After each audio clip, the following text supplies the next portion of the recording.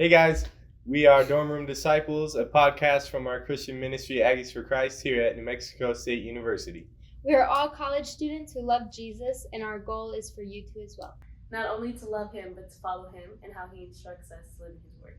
So every week we'll be talking about what it looks like to follow God in college and various stages of our life. We hope you enjoy. Alright, so today we're going to be speaking about lust. How have you seen lust affect students here on campus? I think today, just in general, like not even on campus, but I feel like life in general is just saturated with sex. Like everything on TV, like there's always sex on TV, stuff like that. So it's like super easy to be exposed to it. Like it's super easy to go on the internet and see things, or go on social media and see things. And so even like on campus, like the way people dress, like it's in your face constantly in your everyday life. And so I think it's super easy to fall into it for sure. I think influences are very big. I think what we see on social media, what we see with pop stars, what we see just in like day-to-day things that affect us or that influence us. A lot of teens or college students have idols, and when you see your idol doing something or you see someone doing something, it also persuades you to want to do that as well. Yeah, I think peer pressure is a big thing in college, especially with like going to parties where I feel like lust is pretty big there, especially if you mix drinking in with it, because you can start to make non-wise decisions once you have alcohol in your body. But yeah, I think peer pressure is a really big thing, and in college I think a lot of people believe in order to be cool, you need to have a girlfriend or you need to sleep with women or sleep with boys, and I think it's just a really big thing on campus. Yeah, I think that brings up another like huge thing. Like hookup culture right now is just crazy. Like everyone's on some sort of dating app like Tinder or whatever, and everybody's just looking for one night stands. I also think like another thing is like you're in your prime time when you're in college, like sexually. Like we are all have biological bodies, right? And we're kind of in our prime sexual time, right? Like this is when humans are meant to mate, like physically, not saying spiritually, right? But physically, you're taught like, oh, this is when your body's ready to do all this stuff, right? So I think that also plays another big role. Like you're away from home, your body's telling you all these things, your hormones are telling you all these things, and so that can be super hard as well. I think in personal experience before I came to college, people that weren't necessarily, they didn't have any faith, they would like tell me like go have fun, go like experience college life and mess around and like see who you like and all of that stuff. And I think that is a pretty big thing too, that people that maybe don't have the Christian background may face. I think something that we struggle with as a generation is just boundaries. We're able to do things and to go out once in a while with your friend, like that's never a bad thing. It's where you take it, I think, is where it becomes lust and over desire. So how do we define lust? Lust is an intense, often uncontrolled desire, particularly for sexual pleasure. Okay, so like we understand, right, that lust, it doesn't have to be towards sexual pleasure. Like you can lust for money, you can lust for power, food, all these things. But I think today, like we want to hone in on the sexual part, because I feel like in college, that definitely overshadows money, all these other desires that can be lustful. I feel like the biggest problem in college as young people would be sex. I feel like. So like we know now what lust is, right? We've defined it, but why is it bad? Like what are these consequences that we're seeing from lust? Well, we gotta see the way lust affects other people, right? Or ourselves. Like lust to me like leads to adultery. It's like committing a sexual like act within another person, before getting married. I think that itself, we could speak about all the facts that come with it, having sex. or unprotected sex, whatever it is, just sex before marriage, just like the diseases that come with it, or the repercussions of having a baby, or a family that you can't support, um, depression that comes with it, like self-consciousness that isn't allowing you to just grow spiritually, or that's called conviction, right? But simply just it leading to adultery, and then adultery having a way itself into just damaging you in many ways, spiritually, physically, and mentally.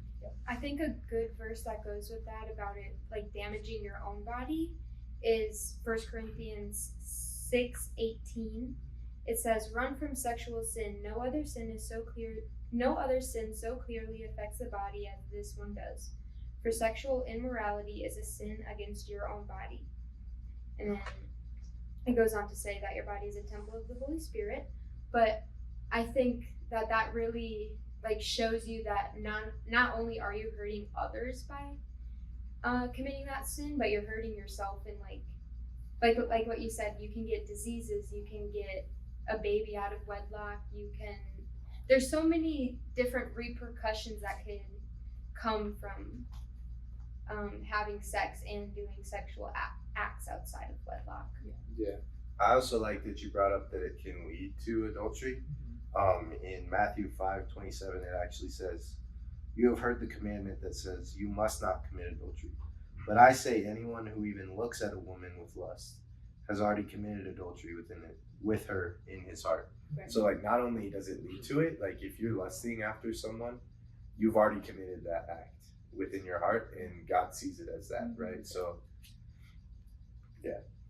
No, I agree. Yeah. I agree, and that's the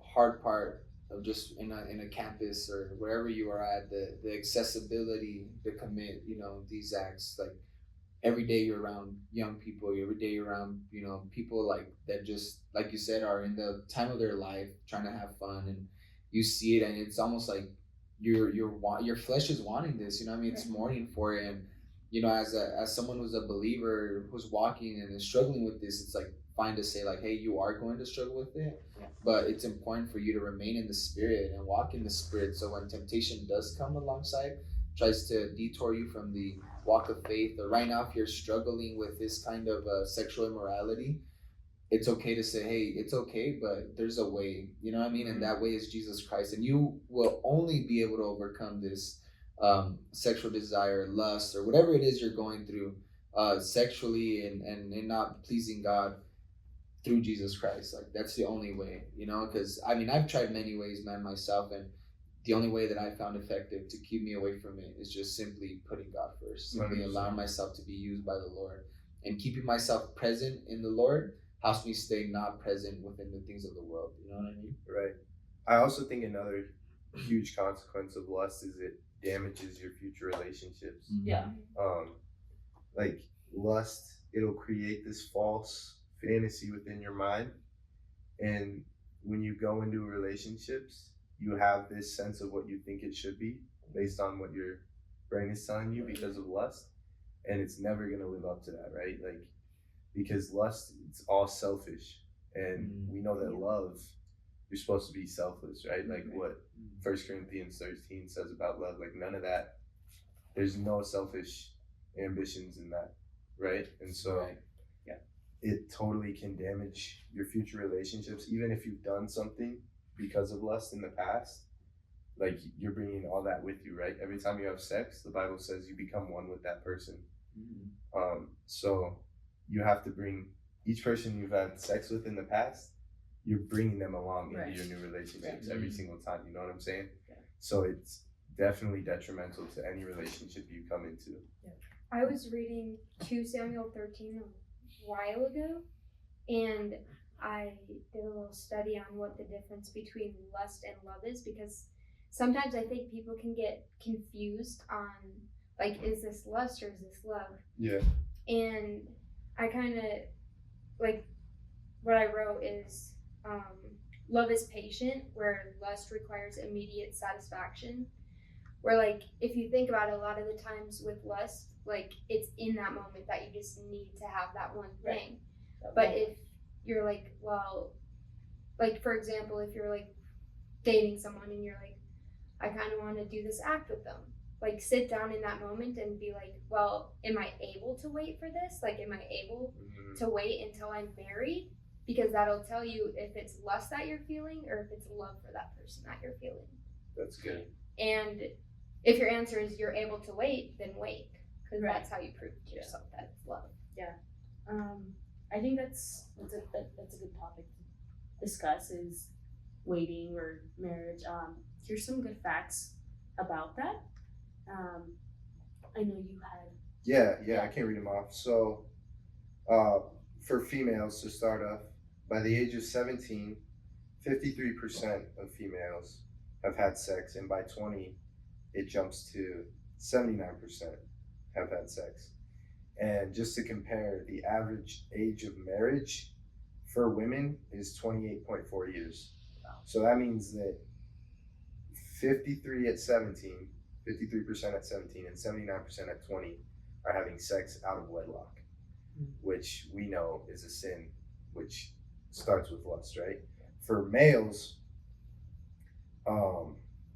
at 17, it's 48% of males have had sex, and at 20 years old, it's 77% have had sex. And the average age for males to be married is 30 years. So again, that's all for the most part out of wedlock. Obviously there's outliers like me and Emma, we're getting married next year and we're not going to be 30 and 28, right? But for the most part, that's outside of wedlock, right? Which we know is a sin. Another one that I have written down is that 73% of teens from ages 13 to 17 have already been exposed to porn, and the average age of first exposure is 12 years old, which is super very sad. crazy. And it just goes back to the accessibility. Yeah. We're obviously in a new age of technology, and that will, I guess, affect. You have accidents, you have things of purpose, peer pressure, things like that. But just going back to consequences of that pornography, it's just gonna interact with those relationships and how you feel emotionally. I think it's super hard to emotionally be aware when you're doing this sin of watching these things or having sex and things like that. Yeah. Also, there's another fact that I've read that says that like chronic masturbation and pornography is one of the top leaders of erectile dysfunction, and most men in their like mid years struggle with erectile dysfunction, and one of the leading causes of that is chronic masturbation and pornography in young males. And so like not only does it have emotional consequences, like it has physical consequences on your body. So so what are some things that can lead to lust, like physical things that we have in our lives every day that have the potential to lead us into lust? Yeah, I think a big one is going to be social media. I think logging on, seeing things, seeing people, women like half naked is going to be a big thing, or even men. Like it doesn't just have to be women. We have access to new things like pornography or type of internet, and it doesn't even have to be a full click. You can click on an ad and that's it. Like, 100%. Yeah.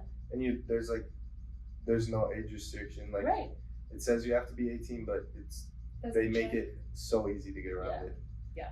So I think another big one is lack of accountability for sure. That's good. I think it's easy when you're lustful and you're struggling with lust to bury it deep, right, and not talk about it, and not want to go to someone for accountability. You kind of like Kiki said earlier, like, oh, I can fix it on my own, right? But we also know that in 1 Corinthians, right, in chapter 6, it says in verse 18, run from sexual sin. No other sin is so clearly affects the body as this one does. Emma read that one, I think. Yeah. But it says run, right? Like it doesn't say try to fix it on your own. Try to do this. Like it says run. So you can't fix it. The Bible says that right there. So I think that's another big thing is we're trying to fix it on our own when we should be running from it. We should be fleeing from it. So like how do we do that? How do we run from it? I think a good way to start is if you are struggling with it with your partner, to build some boundaries. And if you're not able to follow those boundaries, that's when you truly flee from that relationship. Like if have a talk with your partner, be like, these are the boundaries that we have to follow, and if we're not able to follow those, then we can't have a relationship that's going to be able to please God. Right. Like my relationship with God is more important than our relationship, right? So this is causing blockage between me and God. If this is causing me to not be faithful to God, like this has to stop, right? 100%, I agree. What's another way we think we can deal with lust? Well, you know, it says run from lust, right? And that's like my question, like, who do you run to when you run? Yeah. You know, it's like that's what we really got to question ourselves in, because a lot of the times we run, but it's like, you know, let's say if your phone's causing you to lust, right? And you're on Instagram, Snapchat, whatever, and you see a girl that's, for me, right, it's going to be in this way, right? It's a girl that I find attractive. And I'm like, oh, I can't do this. And I'm like, all right, well, if I tell myself I'm not going to fall for this, I close the app, but then I get on Netflix. And then there's a scene, you know what I mean? That's like kind of contributing. Like the enemy is astute, bro. So he'll find a way to kind of get to you. You know what I mean? So it's like, who are you running to? It's like in me in that time, right? It's like I'm on Instagram. I ran to Netflix thinking that I was okay. When the difference should be like, if you're going through that, pray. If you're going through that, put your phone away. You know what I mean? That's the hard part. Like those decisions you make, those micro decisions of every day that you make is what truly like influences your relationship with God. And I say this for myself because every time that I do those little decisions, like getting off my phone, or like when you wake up in the morning, not just simply touching your phone, or when you get those lustful desires or those thoughts in your head, running to God, you know what I mean? And I think just being in the full presence of it. But when you do those things, your relationship with God flourishes, you know, it definitely like grows spiritually. When you fail, you know what I mean? You like go back and you kind of analyze the situation. How did I fail? It's like you fed that thought, you know what I mean? So you continuously like I said, you got off of Instagram, but then you went to something else, you know what I mean? Or you let your phone go, but then you called your ex, or you called that one girl, you know what I mean? So it's like, it's little decisions that lead you to the actual winning of lust, you know what I mean? Of beating it that day, you know what I'm saying? Like, hey, I was able to overcome it today. And thinking about it, it's like, it's a daily commitment of dying to yourself. Not every day you're gonna wake up and be like, hey, I'm gonna beat it for the rest of my life. Matter of fact, I pray that you beat it for the rest of your life. When you fall, it's like that's the whole point of forgiveness. That's the whole point of the cross. But it's like, what do you do before you fall? Make sure that you don't hurt God. You know what I mean? Like, what are you doing to make sure that you don't hurt God? And like, again, it's all about those little decisions that you make. So it's like, who do you run to? That's like the actual question. Like, who are you running to? I think fleeing to God is a good one. And I think to create like an even extra barrier is to have an accountability partner that you can also talk to in the times where you feel like that space needs to be filled, and maybe you're not strong enough to go straight to God with it, or things like that. And I think something really important is making sure that accountability partner that you have is not struggling with the same specific sexual sin that you may be struggling with, because it may be hard for both of you guys to be able to be. It's gonna drag you both down at that point. If 100%. If if me and Kiki were both watching porn and I go to him and I'm like, hey man, I struggle today, he's gonna be like, oh, me too, and then I'll be like, oh, well then I'm fine. Then I'm good, you know? Yeah. So it's like you gotta be able to have someone that either has never struggled with it or has gone through it and came out on the other side, because otherwise you're just gonna each drag each other down. I would also say, like, don't be afraid to go to the extreme. Like, if Instagram is causing you to stumble, delete it. If you delete it and you just go on your phone and look porn up on your phone anyway, get rid of your phone. They make flip phones where you can't access porn. Like, don't be afraid to go to the extreme. Like, that is fleeing. That is truly fleeing, right? if you get rid of your phone, you have a flip phone, and you just go to your computer, with that accountability partner, have them set up parental controls on your computer or on your Wi-Fi. Give them the password so that they don't tell it to you. Boom, there you go. Like, make whatever you can do to stop yourself preemptively, because in the moment, like we said, like, it's an over desire, right? In that moment, it needs to be gratified in that moment.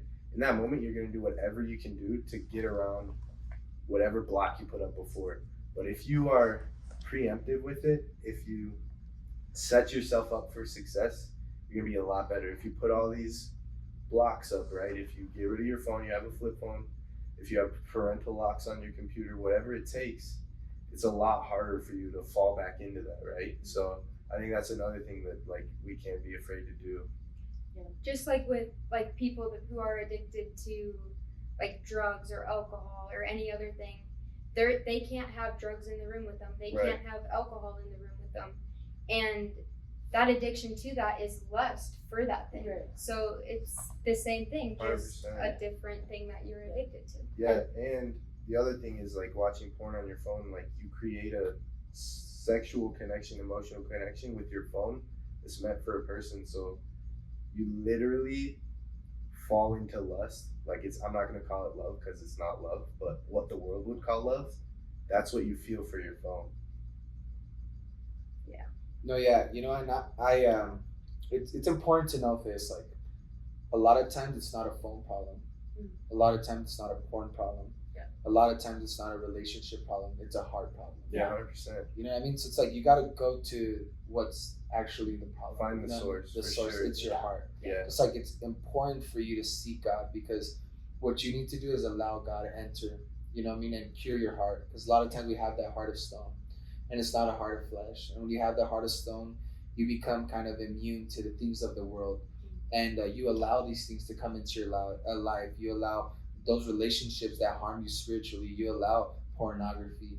You allow all of these things, and you got to come back to the fulfillment of your life, or the satisfaction. As humans, we're always trying to find the satisfaction in our lives. We could speak about Solomon, how he speaks upon how, you know, that he I don't know what verse it is, and I know it's I think I'm trying to remember, it's not Proverbs, it's Ecclesiastes. I'm sorry, yeah. Chapter 5, where he just speaks about how he has everything, you know what I mean, and like nothing was able to fulfill, you know, what he had, like. And at the end of the day, we got to understand that it's a heart problem. Like, my heart needs to desire the Lord so much that we need to be in an awe of the Lord, where you're like, you just don't want to harm him. You want to love him so much that when these things come into your life and try to damage you, you're only going to be concentrated on pleasing God. So your heart's going to be in the presence of him, you know what I mean? Allowing yourself to be in the light. And also, it's like these sins sometimes are in the dark, you know, like shine some light on them. You talked about accountability. I have an accountability partner, and sometimes when you fail, it's embarrassing to talk about these things, but just because it's uncomfortable or embarrassing or whatever it is, doesn't mean it's right for you. You know what I mean? Like, sometimes you got to put yourself in positions to be vulnerable with other people and speak about it. But when you do that, you're allowing light to come into the sin and allowing God to put your heart in a position to be molded, you know, in a position to be filled by the Lord. Again, it's not, usually it's not a phone problem, or, you know, or a relationship problem. It's a heart problem. It's like, we got to aim at that. Like, I told my accountability, like, when I was telling him, like, he was struggling with something, I said, ask yourself today, like, how's my heart doing? You know, what can I do for my heart? Don't ask yourself, what am I going to do to stop this sin from coming into my life? Ask yourself, what can I do to help my heart out today?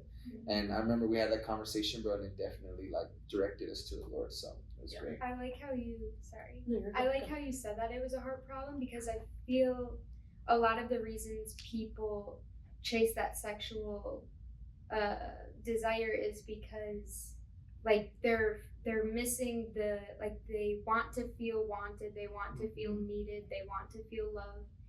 And a good way for them to be able to feel that without going into that sexual place is by going to God and getting the love from him and getting the need from him and getting the want from him. And I think that look for ways that you can fill that without straying away from God. Mm. Like if you want to feel needed, go out and help someone that may be homeless. Like give them food, give them water. If you want to feel wanted, like find a friend that's in church and like make a relationship with them that's holy and godly. If you want to feel loved, you go to God. I don't know. Yeah. I think that's 100%. I think that's super good.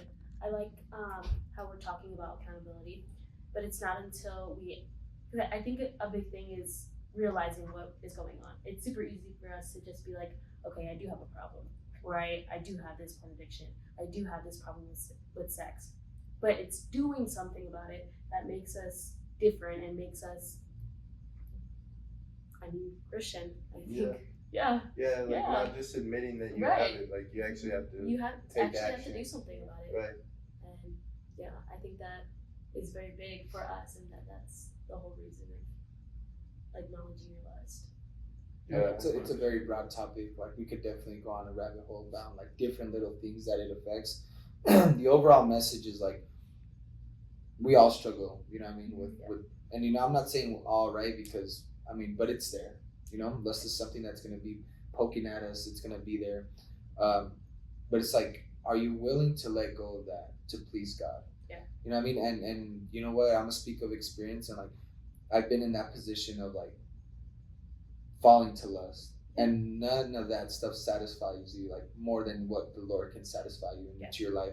Like nothing is more special than just being in the presence of the Lord, and like a lot of times you don't realize how great God is until you're in need of it. You know what I mean? And in that moment, whatever you're going through seems like it's the best thing, like the pleasures of the flesh, you know, and seems like it's the greatest thing, bro. But from someone that's been there, bro, I could firmly say that nothing beats the love of God, bro. It's like such a warm hug, bro, that when you're in the presence of it, bro, I've cried. I hate crying, bro. One thing about me, bro, when I'm in the presence of the Lord, bro, I cry like a baby, bro, just because I feel so like in awe, so amazed. It's like my heart just shatters, bro, for just how great He is. You know what I mean? It's just I feel weak, bro. And as a man, it feels weird to be weak. You know, it's like you feel, I don't know, it feels weird to me. That's the best way I could explain it. But it's like the only time that I could feel weak, you know, and that's like to the Lord, bro. And it feels so great, man. So nothing will satisfy you more than the Lord. 100%.